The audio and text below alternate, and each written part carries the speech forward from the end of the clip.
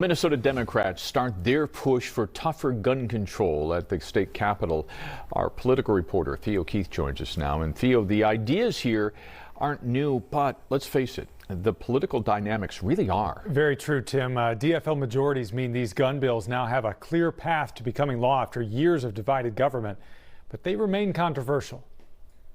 One by one, Democrats advanced tougher gun restrictions through Republican opposition in their first House committee stop.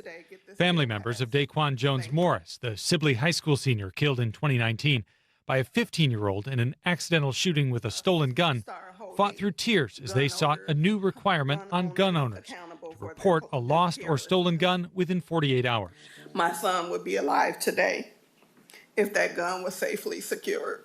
Gun rights groups said the new mandate wouldn't stop tragedies because only criminals have an incentive not to report a lost or stolen gun. These are the people who trade in stolen guns and commit the majority of crimes involving firearms, not lawful gun owners. You've probably heard two other proposals before. One, background checks on all gun sales, and two, so-called red flag orders that allow police to seize guns from people deemed by a judge to be a threat. Advocates called on DFL lawmakers to act following a stalemate during several years of divided government. Police groups and prosecutors support the changes. This allows a very clear path so that something can be done to prevent the tragedies that we see time and time again. But gun rights groups said background checks give too much power to police.